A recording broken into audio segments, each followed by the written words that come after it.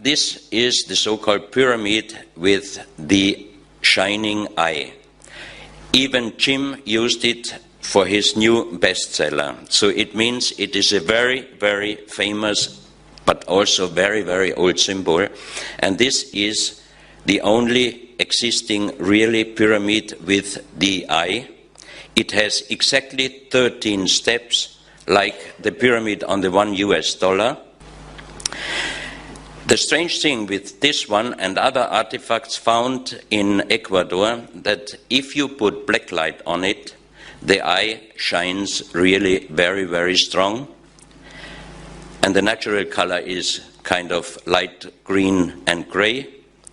And the most impressive for me was that on the bottom of the pyramid, you have here in gold inlays the Orion constellation and an unknown writing.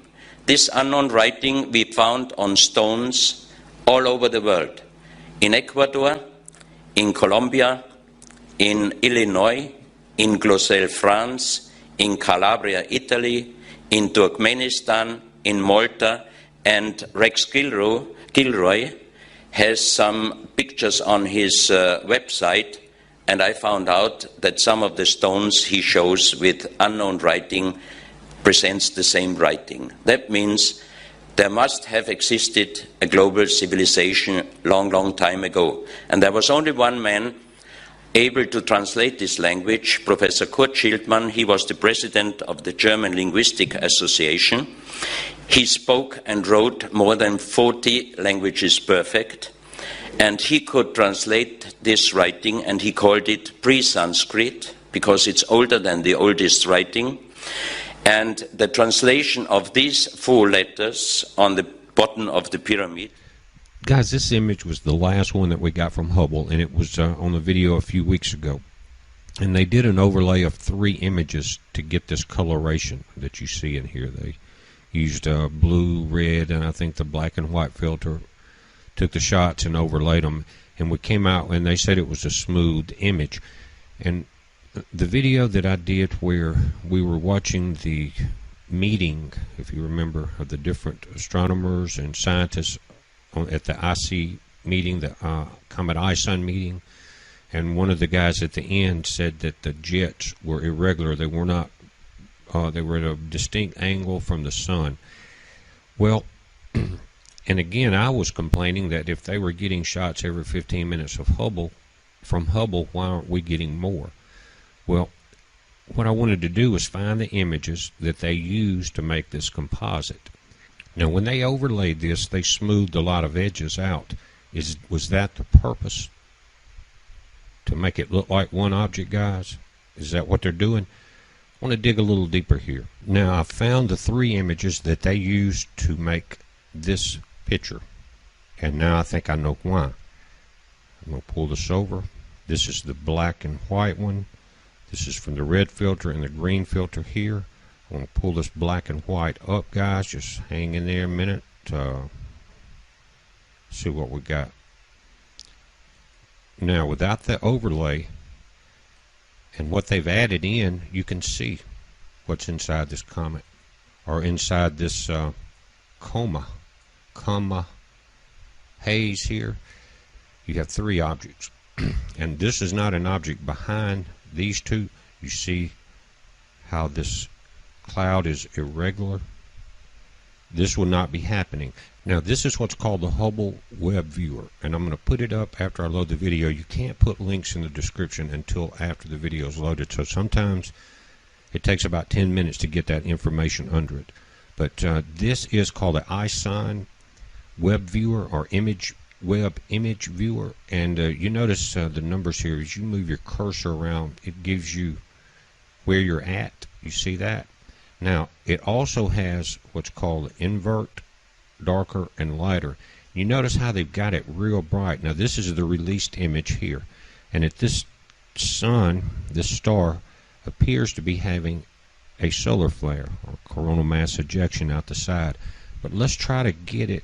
Let's just darken this thing a couple times. And again, I'm going to link this. You notice that it's starting to clear up that was overexposed, the one that was released. Here's I sign. Here's your coronal mass ejection.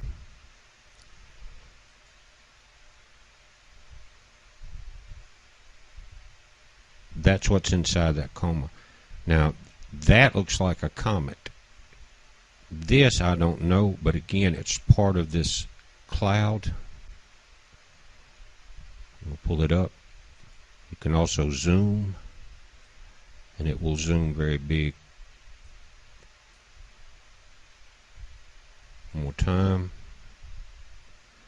Now let's go to light, and let's blur it out the way that it was when you go to the page. As we lighten it up, it's just increasing your exposure time, basically. Watch what happens to it. You still see that oblong shape inside that coma? There's about the way we get it. Now we're going to go back dark.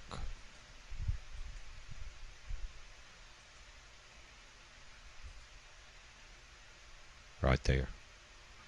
Now remember that one scientist said some of the jets are not pointed right. Is that what we're looking at here, guys? Something's just not right. I would say this was some kind of marker or something if it was not for this cloud. Pull it up. Let's look at it close. This is the real image of what's inside that cloud. I'm going to go darker. Hello, I'm John Coleman, and the name of this presentation is There Is No Significant Global Warming. And I'm the guy that is just doggone sure of that. Now, you may think that I'm just a paid-off shill, big oil, or something of that sort. No. They've never given me a nickel. I'm a television weathercaster with 60 years' experience, a meteorologist. I was the first weatherman on Good Morning America. I'm the man who founded the Weather Channel, and this is my accomplishment.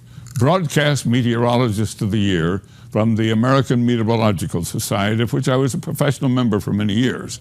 I finally quit the AMS when it became very clear to me that the politics had gotten in the way of the science, and it was time to talk about something else. Now, did we have a winter or what in 2013-14? Oh, man, did we ever. When I called for my brother in Ohio, his wife said he wasn't coming in from shoveling the snow to talk to some guy in California. Oh, man, how could you tout global warming when it was the coldest, snowiest, bitterest winter in 30 years, which it was across the United States?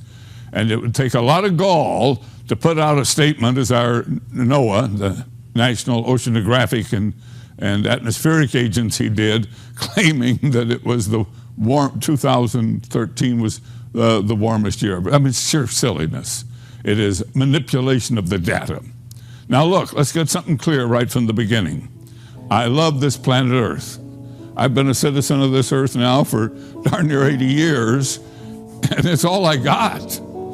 If I thought that we, mankind, were damaging this beautiful little sphere, this blue marble on which we live, I would be terrified and give every ounce of energy I had to stop what we were doing. But I have studied the issues of so-called global warming, or now they call it climate change since the warming has stopped. I have studied the issues carefully and completely as a good scientist can, and reached an absolute firm conclusion that there is no global warming. Now this Earth, it's spinning around the sun at 17,000 miles per hour. It is traveling with the sun in our little spiral off the Milky Way galaxy at over 100,000 miles an hour. And that galaxy is flying out in the universe as the Big Bang continues to expand the universe. And we are all traveling very, very fast. And what a ride. The Earth has been traveling for 4.5 billion years. And as best I can tell, it's going to stay just fine for another 4 billion years. But wait a minute. During that period, We have had ice ages, and we have had interglacial periods, and we're going to continue to have those natural variations in climate. But man-made climate change, I'm sure it's not going to happen. That's why I sent out this tweet today. This tweet went out to Al Gore. It went out to the Intergovernmental Panel on Climate Change of the United Nations, to the Sierra Club, to the Democratic Party National Committee. And what it said is, where is your so-called global warming? Because if you chart the temperatures, you can go back into the 70s and come up to today, and there's almost no warming. I mean, less than 1 degree warming since 1978, and absolutely no warming since 1998. What kind of deal is that? Well, I'll tell you what kind of deal it is. It's the kind of deal that's full of silliness if you're promoting climate change and global warming. We are in one of the most stable and beautiful periods of Earth's climate you could hope for. And look at the stark contrast between the spaghetti of the many models of atmospheric warming created by various people who have gotten tens of millions of dollars of federal grant money and worked for the Intergovernmental Panel on Climate Change, and there's the average of all their models. And then here's the real temperatures as measured both on Earth and with our satellites. And folks, it's just not happening. That's why I posted on Facebook this memo today to the scientists and organizations that take that $4.7 billion a year of tax money to continue your so-called global warming research. And I say to them, it's bad science. Ladies and gentlemen, please cease and desist the global warming and climate change scare campaign. It's harmful to the continued advancement of our civilization. The government actions to counter so-called carbon pollution have already raised the cost of fuel, electricity, and food by an average of $1,000 a year for the average American family of 4. And the $4.7 billion of our tax money a year being issued to you and your organizations is funding a wide range of meaningless studies based on this bad science that says that carbon dioxide radiative forcing is causing warming. That money could be productively spent on energy research, including graphene and thorium and other new energy sources. Your manipulated climate computer models have dramatically failed both in temperature predictions and their predicted warming signatures. Please admit your errors. It's time to put principle and that above personal wealth and status and help restore basic scientific principles to climate research. So I posted the memo and I sent the tweet. But you know, I know that you are highly skeptical of what I'm saying. How can you believe me when you see this constant stream of global warming news reports day after day, year after year, printed on the internet sites, in all the newspapers? They still print with ink on paper and roll it up and throw it in your driveway and send it in a magazine. And it's full of this stuff. I mean, it's just full of it. Even our government, our National Oceanographic and Atmospheric Agency of the federal government, has established websites to promote climate change. And of course, the New York Times, it's been leading that all along. And that's the power of money. That $4.7 billion a year is buying all of this bogus research that is leading to all of these bogus reports. So let me just give you the hard, cold facts. I showed you this when I tweeted it. There isn't any warming going on. There hasn't been. Nothing significant is happening. Oh, we have extreme natural variations in temperature. That's a hard, cold fact. But this recent warming, it's no different than the warming that has occurred many times before naturally. We had a medieval optimum when the Roman Empire flourished, and we had the little ice age when times were very tough. This little warming we have now, gosh, that's no big deal. That's just no big deal. Now, you want to talk about big deals. This is a hard, cold fact. From the ice cores, we have determined that we have vacillated on Earth between extreme ice ages and these beautiful interglacial periods of warming weather. And we live in the most recent of these interglacial periods. We've been in it for 12,000 years. Probably have another 10, 12,000 years to go before the next ice age comes on, naturally. And can we cope with that? Now you hear about the ice melting at the North Pole. What ice melted at the North Pole? Well, it got pretty low in 2007, but this is the last bunch of years since we've had satellite observation. We've had it for about 35 years. And here's where the ice is now, and it's no big deal. And those polar bears, there are more polar bears living today than have been alive any time since we've been counting them. And they are living all around the North Pole in 19 populations. They're doing just fine. That's a hard, cold fact. How about the South Pole? Well, our South Pole, is, as I record this, is in summertime, so the ice melt is near the peak for the season, but you notice more ice there than above average. It's near an all-time high. Oh, but the water is rising along the coast. Oh, is that right? Well, it's rising at the rate of about 6 inches per 100 years as part of this interglacial period. I mean, when the North America was covered in a 400-foot thick ice core at the end of the last ice age, the oceans were low, and then as that ice melted, of course, the oceans have risen, but that rise has been gentle and it's not important.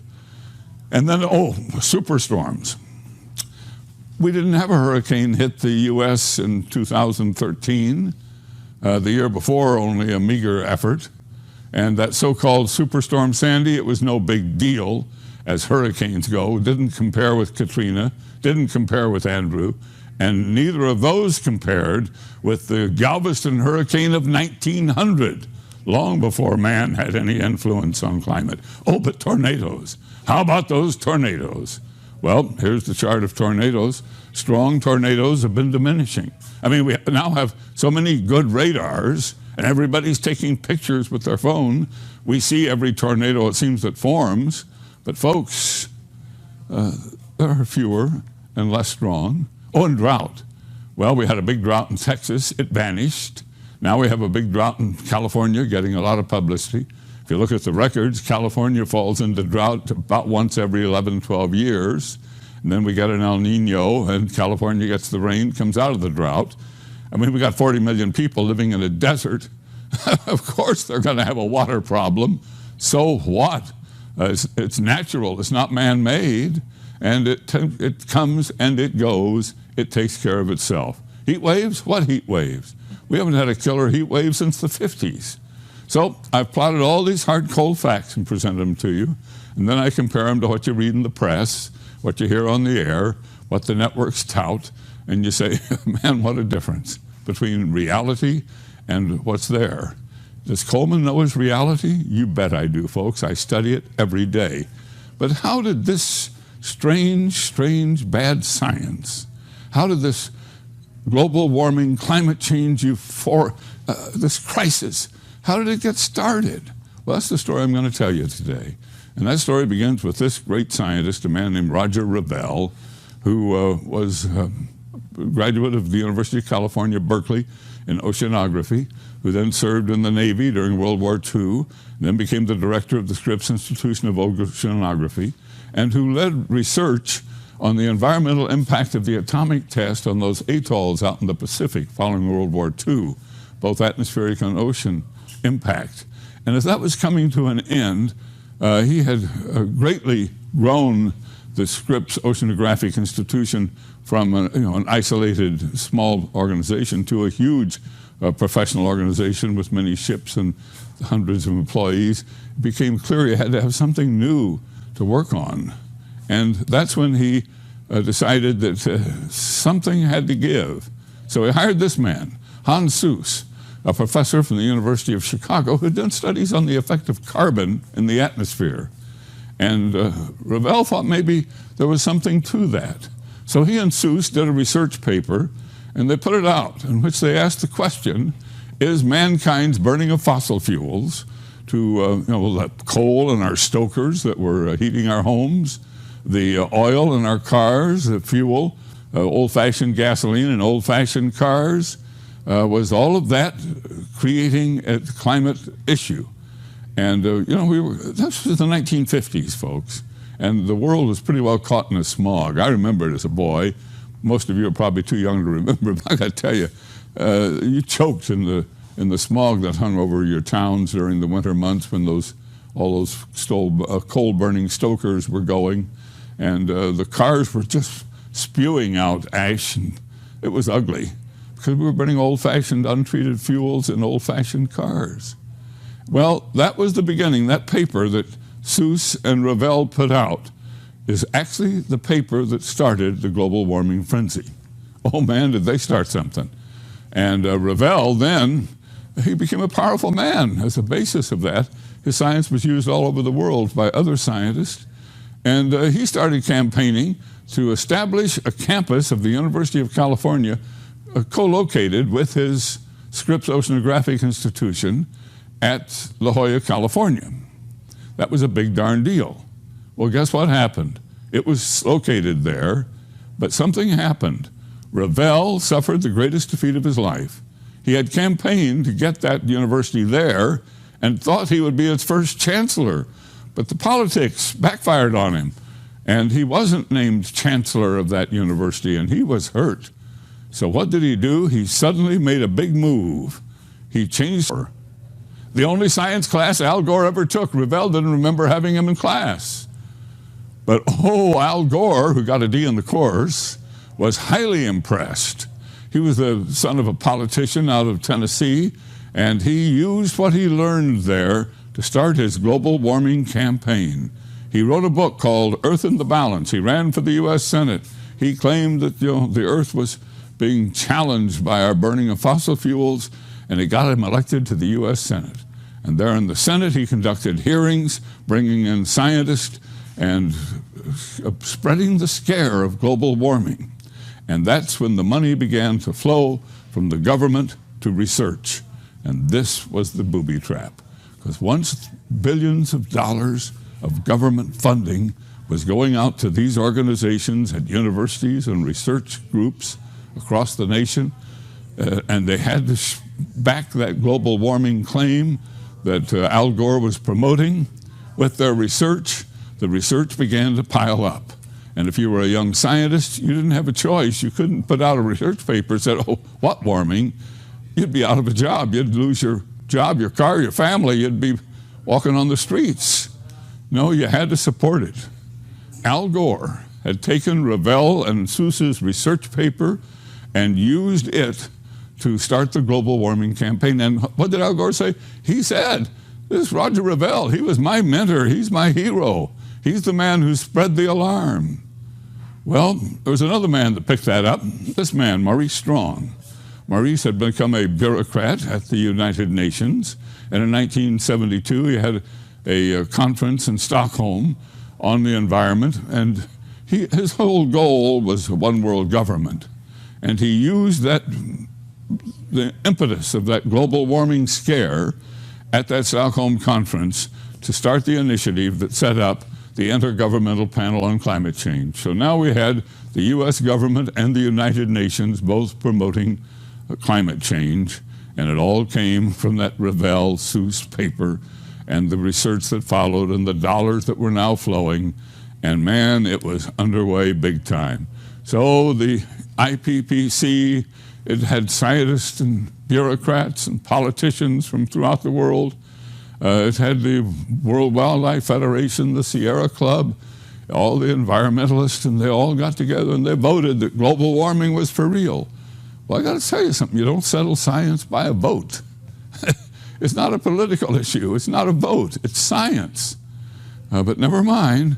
They put out their reports, and they spent a lot of time telling us how we were destroying planet Earth.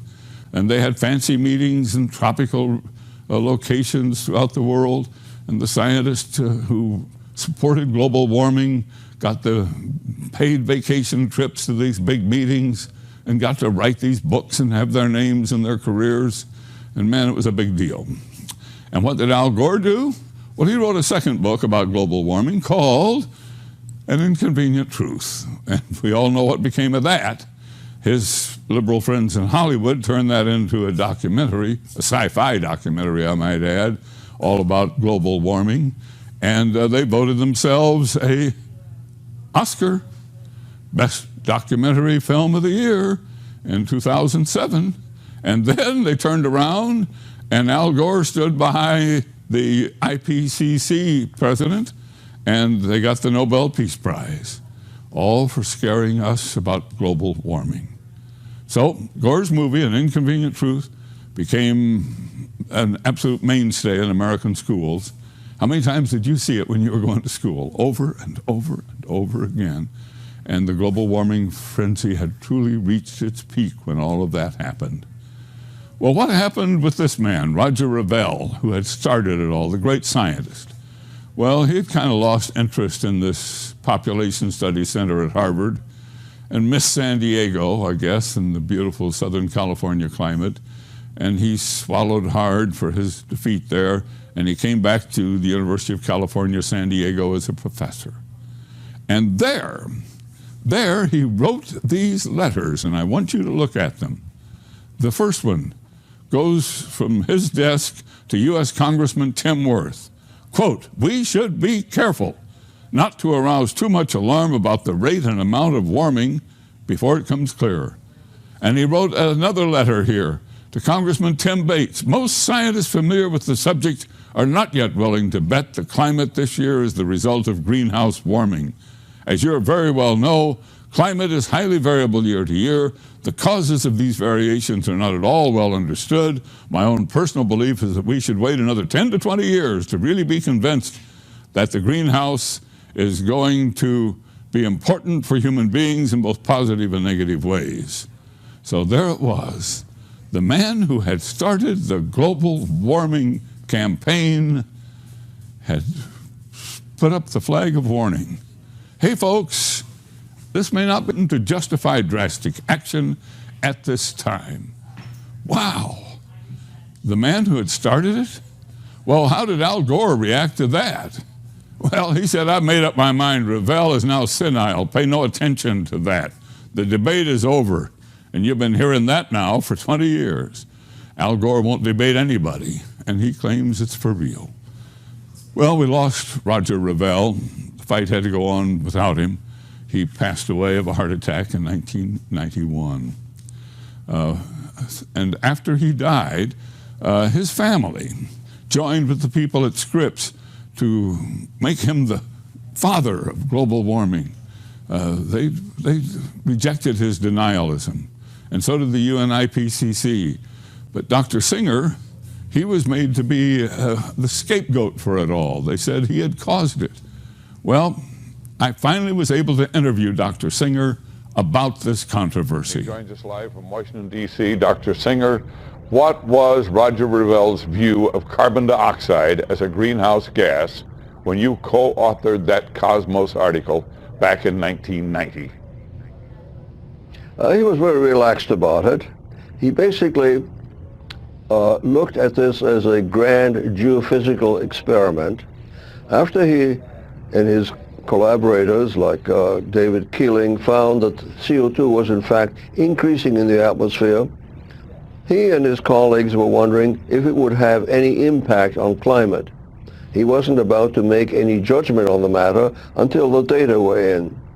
Of course, at that time, by 1990, we had about more than 10 years worth of satellite data, and the satellites didn't show any appreciable warming. And this is what actually set off my own thinking on the matter. I wondered what was going on. After all, carbon dioxide is a greenhouse gas. It's increasing. There's no question about that. Where is the warming?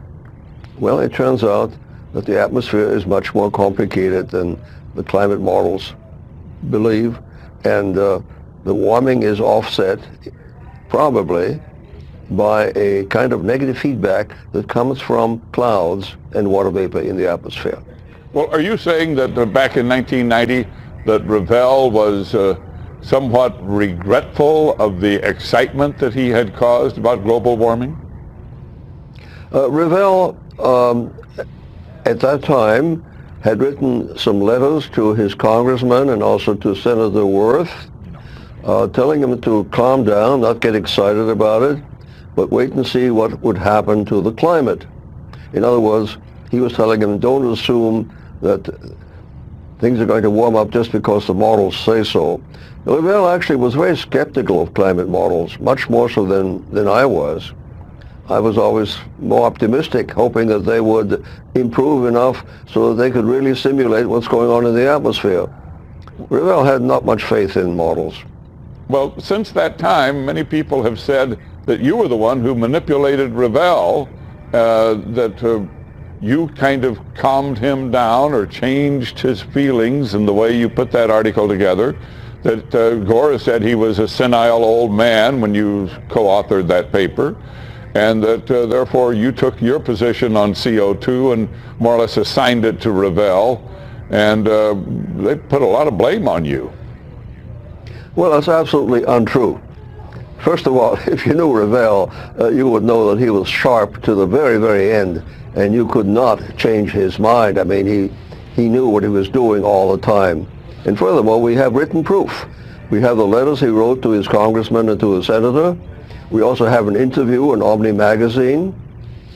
So there's plenty of evidence to show that he was quite independent-minded and that he didn't believe in global warming until the data would show him a warming. And by 1990, they really weren't. That is, the satellite data were not showing a warming. Did you and Revelle talk about Gore at all? Actually, no, we never did, come to think of it. We only discussed the science. Revelle's politics was very different from mine. He was, I think, a supporter of Gore. He was a liberal Democrat by inclination, and I think in every other way. But when it came to science, we completely agreed. Interview that I had with Dr. Singer. Now, he's not the only scientist, please understand this, who questions this global warming frenzy, this climate change scare. In fact, there are 9,000 PhDs that have signed a petition denying that CO2 is causing global warming. There's 31,000 scientists in total who have signed that petition. There is a whole organization of them. A huge group from NASA recently wrote to the United Nations and to the U.S. At the Scripps Institution of Oceanography. Al Gore was a hero, and they proved it. They gave him the first Roger Revelle Award. Honored tonight at Scripps Institution of Oceanography, he was given an award in recognition of his environmental work. KUSI's Tom Jordan is live in La Jolla with more on that. Tom? Paul, Al Gore was the first ever recipient of the Roger Revelle Prize here at Scripps Institution of Oceanography, honored tonight for his work in environmental preservation. A rousing welcome for a man continuing his campaign on environmental awareness and protection. Former Vice President Al Gore being honored for his efforts with the first ever Roger Revelle Prize. I want to express my very deep and genuine gratitude for this honor. The award presented at this dinner marking the 100th birthday of the late Roger Revelle, who headed Scripps Institution of Oceanography from 1950 to 1964. Gore studied under Revelle at Harvard University in the 1960s and credits him for igniting his passion on the environment. As a former student, still a student, trying to learn, but still inspired by a great teacher who was a great scientist and a great man. Roger Revelle's work back in the 1960s was at the time considered revolutionary. Today, many scientists consider that work almost prophetic. And at that time, they wrote a short report, and we were told it was a very short report, saying that climate change is becoming an issue, the Earth is heating up, and therefore something needs to be done about that. Al Gore says he was deeply moved by Revelle's early work. He, now considered at the forefront of the global warming movement. A Nobel Peace Prize winner, an Oscar-winning documentarian, all from his work on the environment. Now he adds a new distinguished and personal honor to that list. I am deeply, deeply grateful. And tonight's celebration was part of 3 days of celebrating the life of Roger Revelle. Roger Revelle would have been 100 years old tomorrow. We are live in La Jolla. I'm Tom Jordan, KUSI News. Thanks, Tom. John Coleman believes there is no significant man-made global warming, and he travels the nation speaking on the topic. John has some insights now on Roger Revelle's scientific research and the effect that it had on Al Gore. John? Well, Revelle was a powerful man, a noteworthy scientist, and a significant force here in San Diego in the 1950s. There's no doubt that he's largely responsible for the high status of the Scripps Institute of Oceanography in its field, and for locating the University of California at San Diego, UCSD, at La Jolla. While serving as director of Scripps, Revelle and one of his researchers wrote the first modern scientific paper that linked carbon dioxide released in the air from the burning of fossil fuels and the greenhouse effect and the warming of temperatures. Well, this triggered an avalanche of research that eventually became the impetus behind the United Nations Intergovernmental Panel on Climate Change and the entire global warming movement. In the 1960s, Revelle moved to Harvard to establish a Center for Population Studies. This is where Professor Revelle encountered student Albert Gore. He involved Gore and his classmates in the tabulating of data from a carbon dioxide study. Gore was so impressed, he wrote about it in his 1992 book, Earth in the Balance. That became the story for the movie An Inconvenient Truth, the Oscar and the Nobel Peace Prize, and some people say $100 million all came from that. There is no doubt Roger Revelle had a major impact on Vice President Gore's life. But there's a twist. In 1988, Roger Revelle was having second thoughts about whether carbon dioxide was a significant greenhouse gas. He wrote letters to 2 congressmen about it. And in 1991, he co-authored a report for the new science magazine Cosmos, in which he expressed his strong doubts about global warming and urged more research before any remedial action was taken. At that point, Mr. Gore pronounced Revelle senile and refused to debate global warming. He continues to refuse to debate.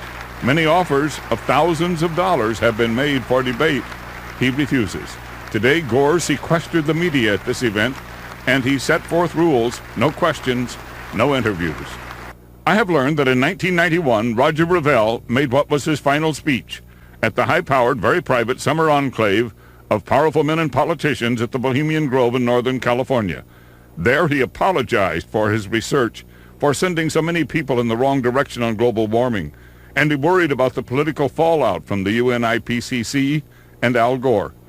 A man named Don Michael Schmedman, who lives in the San Francisco area, was there that day, and he remembers the Revelle speech very well. He has told me about it in some detail. So think of the irony. Today, Al Gore received the first Roger Revelle Award, honoring the man who sent him on his global warming campaign. But Revelle had realized that it was a false alarm and that the science was flawed before he died. Revelle died of a heart attack in 1991. It would be interesting to know that if he had lived, would he be approving of the award that was given tonight? Or perhaps would he be joining me at the International Conference of Global Warming Skeptics in New York next week? If you want to read the article on global warming that I have written, you can go to KUSI.com, click on Coleman's Corner. John, this is really interesting. We haven't heard this information at all before. Well, I've done a lot of digging over the last year to find all of this. And it really fascinated me when I stumbled across the Bohemian Grove speech. It's not documented anywhere. This is the first time your orbits have crossed, you and Al Gore. You're both in the same city for 24 hours, and we couldn't get the two of you to meet. Well, no, Mr. Gore, of course, was a former vice president. He's a man who got 52 million votes for president, served very honorably as a politician. I think he would have little regard for me. But you'd like to debate him, wouldn't you? Well, sure, I'd love to debate him, but you understand, this isn't political. I'm a journalist and a meteorologist. My interest is strictly in the science. Thank you, John. Thanks. So that's the report. And I'm sure you're wondering, why haven't I heard all of this before? Why isn't the media full of it? Why do I keep hearing about global warming and its threat to our civilization? Well, it's $4.7 billion a year of our tax money, and that's the power of money. Now, everything I've had in this report is posted, including the complete interview with Dr. Singer, you only saw part of that interview. That complete interview and a lot of other material is posted on my Coleman's Corner website at kusi.com, Coleman's Corner. Now, I would be delighted to have you look there. I'm also a regular reader of a site called What's Up With That, where my friend Anthony Watts hosts any number of skeptical papers on global warming. The research flows there on a daily basis.